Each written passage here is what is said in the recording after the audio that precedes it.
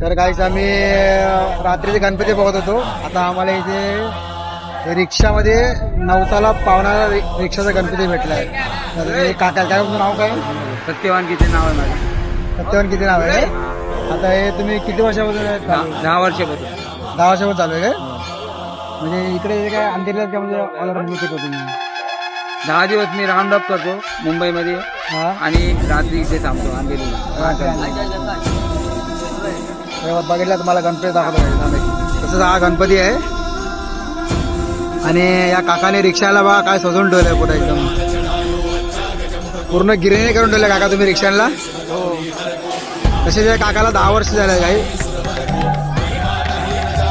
काकाने रिक्षाला पुढे एकदम सजवून ठेवलंय पुढे एकदम.